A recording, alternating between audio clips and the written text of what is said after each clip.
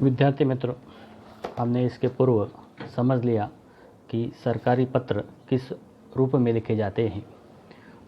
सरकारी पत्र का स्वरूप किस प्रकार होता है। सरकारी पत्र के स्वरूप को उसके विविध अंगों के माध्यम से हमने समझ लिया है। सरकारी पत्र के ये जो अंग हैं, इन्हीं अंगों के आधार पर कई प्रकार के पत्र लिखे जाते हैं। जैसे हमारे अध्ययन के लिए पहला सरकारी पत्र है, जिसका नाम ही सरकारी पत्र है।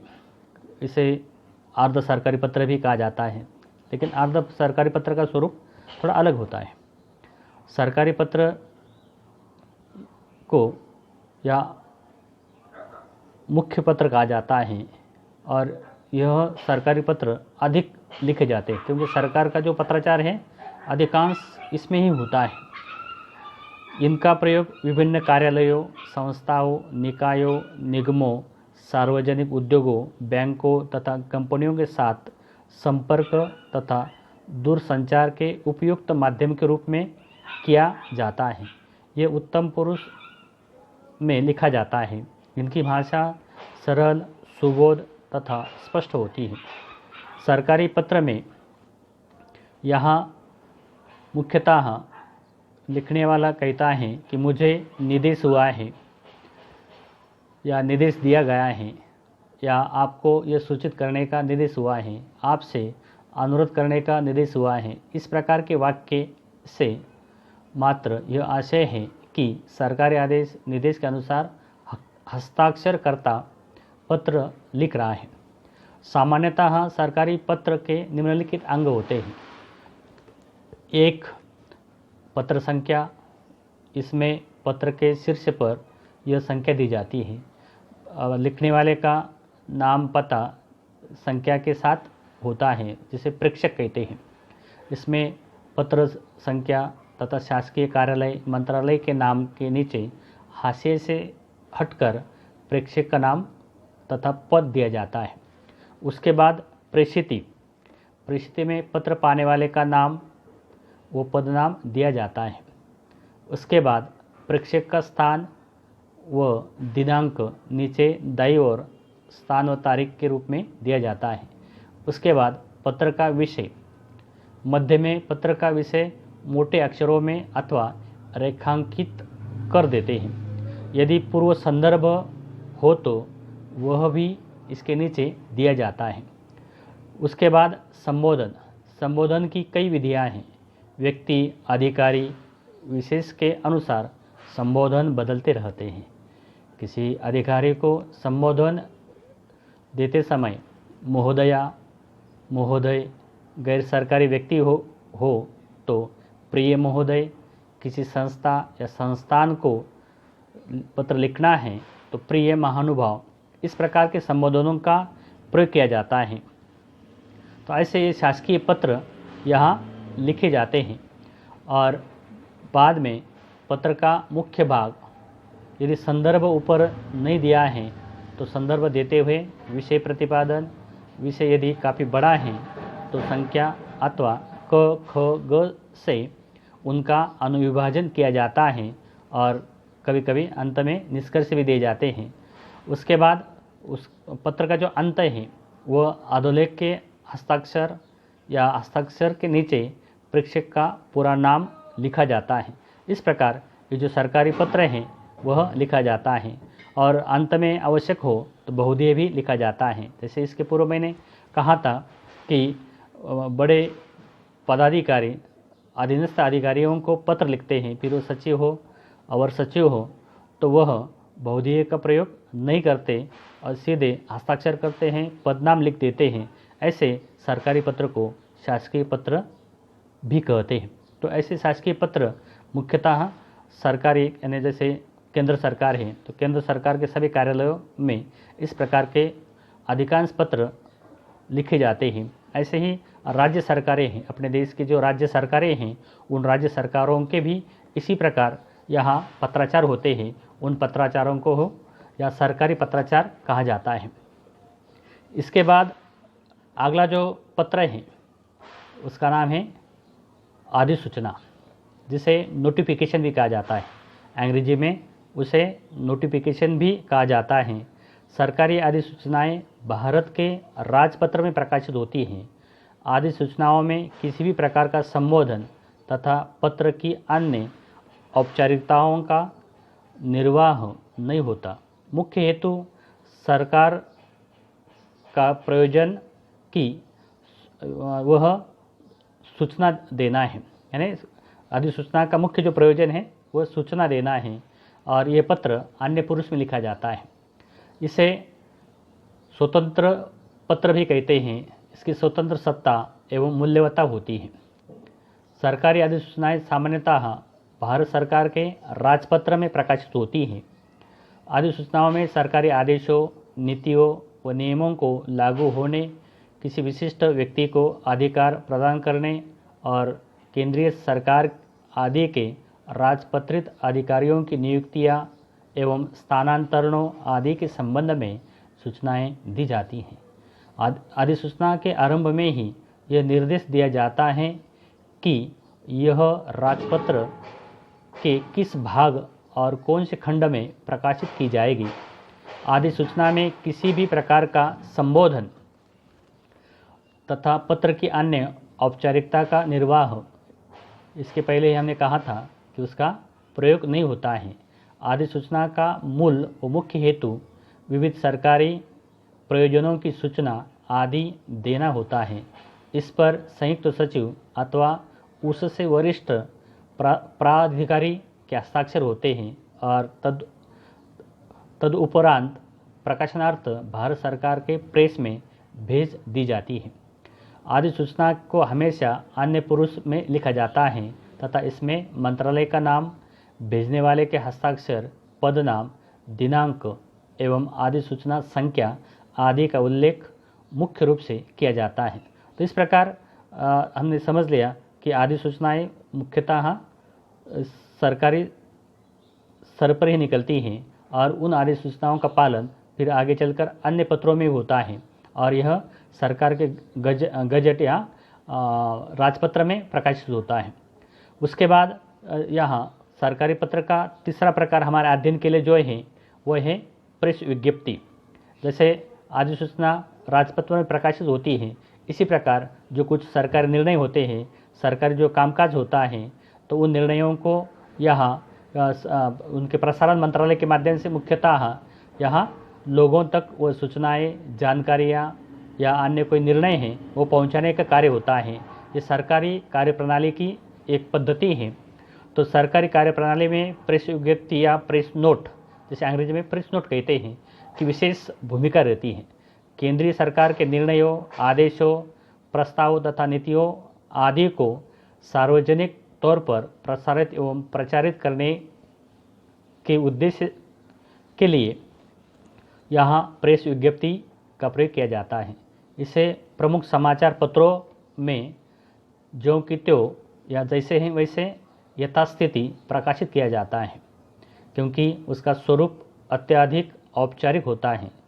सरकारी प्रेस विज्ञप्ति में समाचार पत्र की ओर से कुछ भी घटाया या बढ़ाया नहीं जा सकता और न ही उसमें फेरबदल करने की अनुमति होती है। अन्य प्रेस नोट को पत्रकार वैसे संक्षिप्त या छोटा बड़ा कर सकता है, लेकिन सरकारी जो प्रेस विज्ञप्ति है या प्रेस नोट है, प्रेस कम्युनिकी है, उसमें परिवर्तन नहीं हो सकता। प्रेस विज्ञप्ति सूचनात्मक होती है, अतः इसमें संबोधन अथवा अधोलेख आदि औपचारिक बातें नहीं होती। इसकी भाषा सरल तथा सुबोध होने की अपेक्षा रहती है। प्रेस विज्ञप्ति में उसे जारी करने वाले सक्षम प्राधिकारी द्वारा यह स्पष्ट आदेश भी दिया जाता है कि उसे विशिष्ट तारीख या अवधि में ही प्रकाशित किया जाए, यानी जो निर्णय हुआ है उस निर्णय के अनुसार ही उसे यहाँ रखा जाता है। इसलिए ये जो प्रेस विज्ञप्ति है उस प्रेस विज्ञप्ति के लिए यह महत्वपूर्ण है कि जिस दिन निर्णय हुआ है उसी दिन उसे प्रसारित किया जाए, क्योंकि समय के उपरांत उसका कोई मूल्य या महत्व नहीं रहता है। इसके बाद हमें अगला जो पत्र देखना है वह है निविदा, जिसे अंग्रेजी में टेंडर कहते हैं। सरकार के पास प्रशासन के अतिरिक्त निर्माण कार्य भी होता है, तो उसके लिए या केंद्र सरकार हो, राज्य सरकार हो, तो उन्हें जो कुछ नया निर्माण करना है उस निर्माण के लिए या अन्य कोई आवश्यकताओं के लिए यहाँ समय समय पर निविदा या टेंडर निकालने होते हैं। जैसे अभी सड़क परियोजना है, तो सड़क परियोजना अभी भारत सरकार अनेक नई सड़कें बना रही हैं जिसे राष्ट्रीय महामार्ग कहा जाता है। ऐसे महामार्गों की निविदा टेंडर निकलते हैं और उन टेंडरों के माध्यम से सरकार इन नव सड़कों का निर्माण कर रही है। ऐसे अनेक उपक्रम होते हैं, ऐसे अनेक कार्य होते हैं। उस कार्य के लिए उन्हें इस प्रकार की समय समय पर निविदाएं निकालनी होती हैं और उन निविदाओं के माध्यम से सरकार जो उसका बजट है या उसका जो मूल्य है वो निर्धारित कर देता है और उसी के माध्यम से आगे यहाँ अन्य ठेकेदारों के माध्यम से या जिसे हम कॉन्ट्रैक्टर कहते हैं उनके माध्यम से ये जो कार्य हैं चलते हैं। जैसे भारत में अभी मेट्रो रेलवे यहाँ अनेक शहरों में बन रही है या निर्माण हो रही हैं, तो उसके लिए भी भारत सरकार यहाँ समय समय पर जो निविदाएं हैं टेंडर निकालती हैं और उन टेंडरों के माध्यम से यहाँ जो नवनिर्माण का कार्य है सरकार का चलता रहता है। क्योंकि जैसे समाज परिवर्तनशील है उसी प्रकार सरकारी कामकाज भी परिवर्तनशील है, उसमें भी कुछ निर्माण होता है, उसमें भी परिवर्तन होता है और उस परिवर्तन के लिए उसे ऐसे निविदाओं के माध्यम से अपना जो कार्य है या कोई नवनिर्माण है वो करना होता है। तो केंद्रीय सरकार या राज्य सरकारों के पास प्रशासन के अतिरिक्त निर्माण कार्य भी होता है। छपाई या आदि सामग्री खरीदनी है तो उस संबंध में यहाँ कार्य करने के लिए निविदा का आधार लिया जाता है। निविदा के जरिए सरकार अपने कुछ शर्तों के अधीन संस्था व्यक्तियों को अवसर प्रदान कराती है जिससे कम समय में और कम लागत में काम पूरा हो सके या सामग्री की खरीद हो सके। निविदा में ऊपर विभाग का नाम, मध्य में मूल मंतव्य तथा अंत में निविदा मंगाने वाले अधिकारी का नाम, पदनाम व पता दिया जाता है। इस प्रकार प्रेस विज्ञप्ति को यहाँ बनाया जाता है और आप लोग समाचार पत्रों में देखते हैं कि प्रेस विज्ञप्ति अनेक रूपों में यहाँ समाचार पत्रों में प्रकाशित होती है।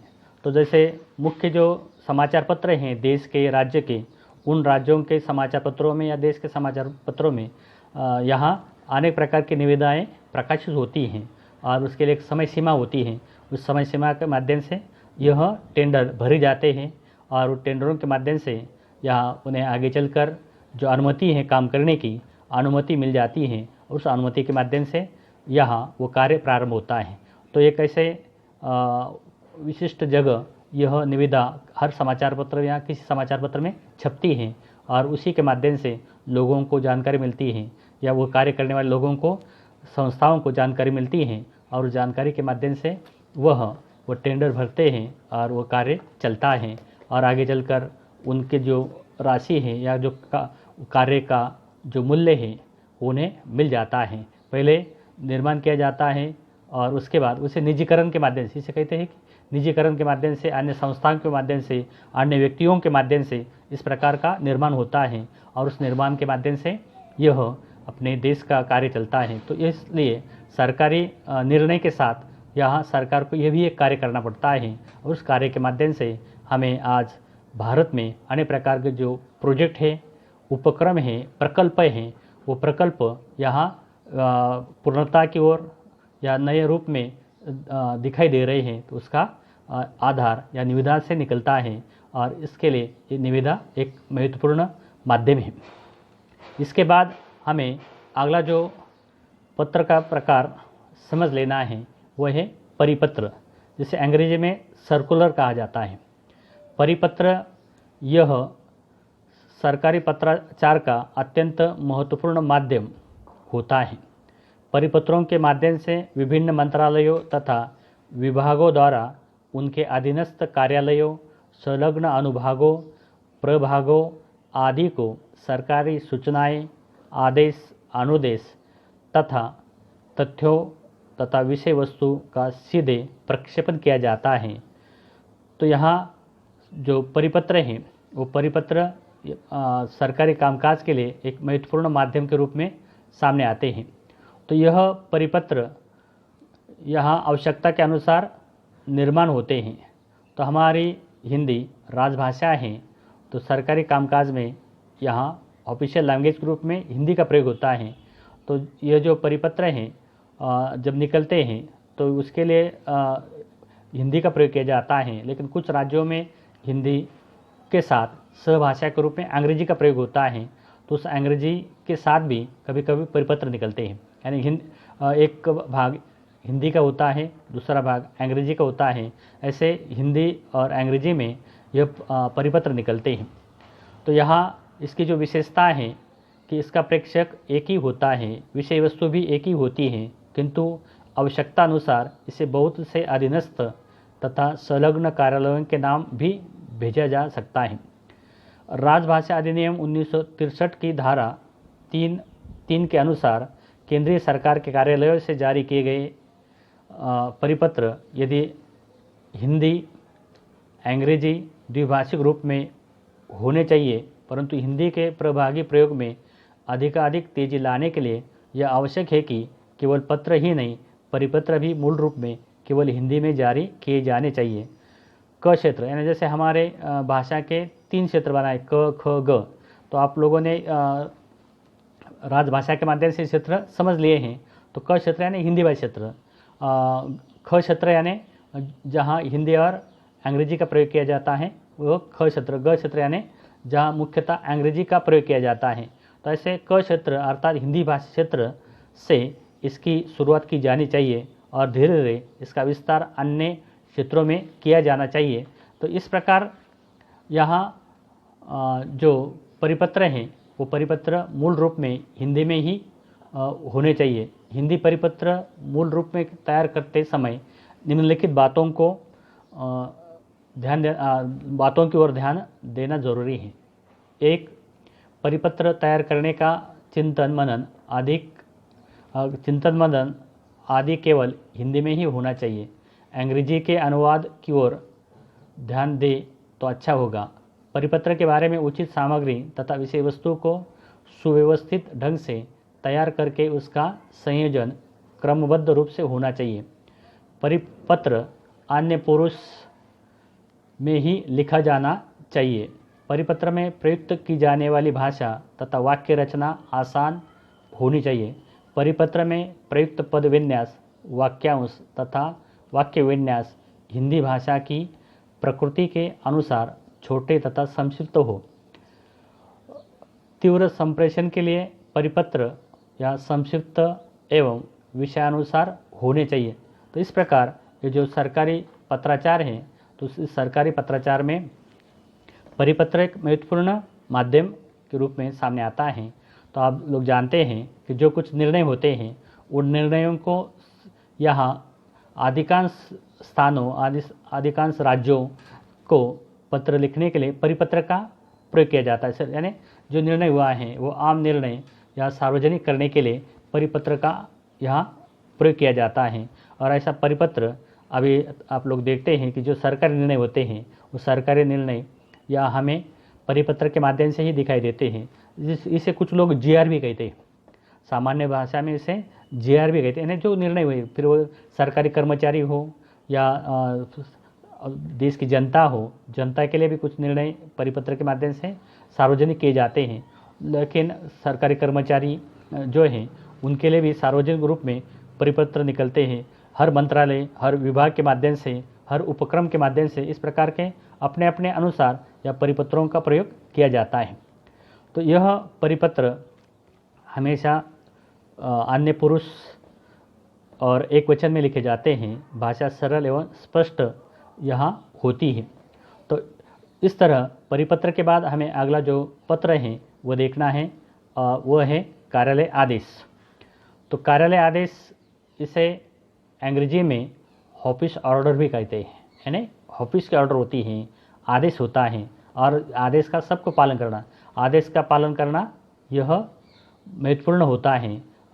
उस आदेश का पालन यहाँ होना ही चाहिए, इसलिए इसके लिए ऑर्डर या आदेश शब्द का प्रयोग होता है।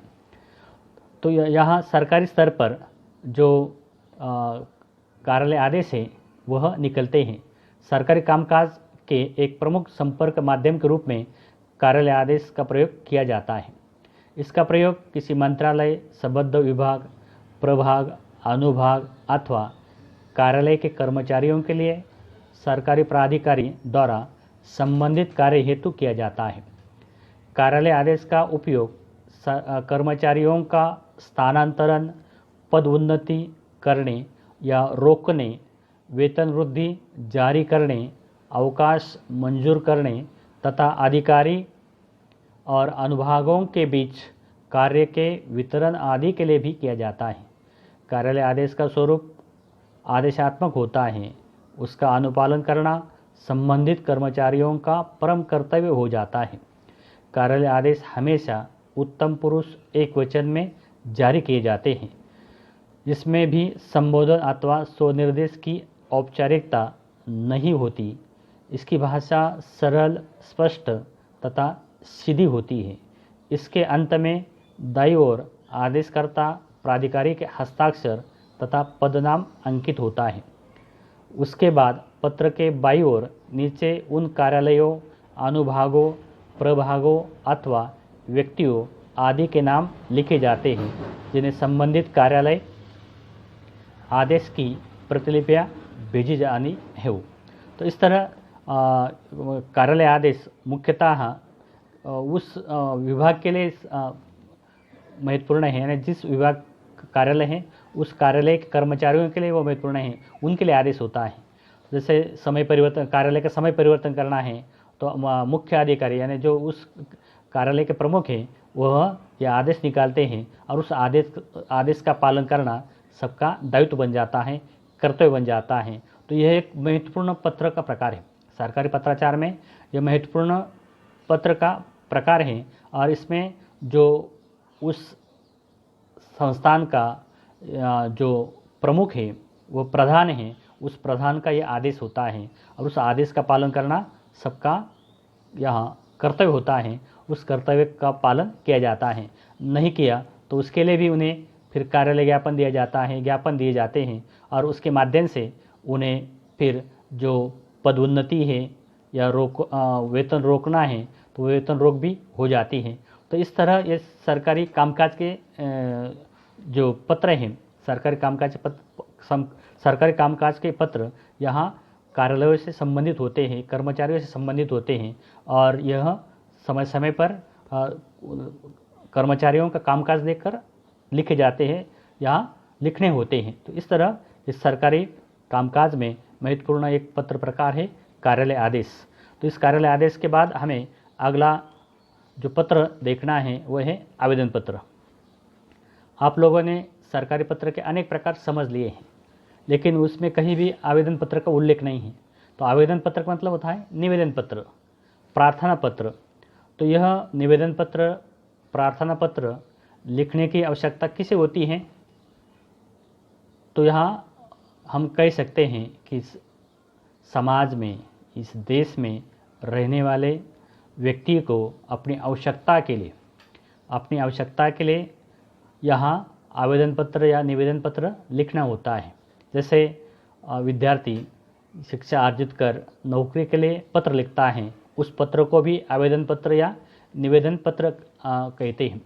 तो यह निवेदन पत्र या आवेदन पत्र के कई प्रकार होते हैं। जैसे नौकरी के लिए निवेदन पत्र, नौकरी मिलने के बाद या स्थानांतरण के लिए आवेदन पत्र, अवकाश प्राप्ति के लिए आवेदन पत्र, छुट्टी के लिए आवेदन पत्र, जैसे महिलाओं के लिए अलग प्रकार की छुट्टियाँ होती हैं उसके लिए आवेदन पत्र। उसी के साथ अपनी कुछ समस्याएं होती हैं, अपनी कुछ आवश्यकताएं होती हैं, उस आवश्यकताओं की पूर्ति के लिए भी कर्मचारी या आवेदन पत्र या प्रार्थना पत्र, निवेदन पत्र अपने कार्यालय के लिए अपने अधिकारी को संबोधित करते हुए लिखता है। तो यह हुआ सरकारी पत्रों के संदर्भ में।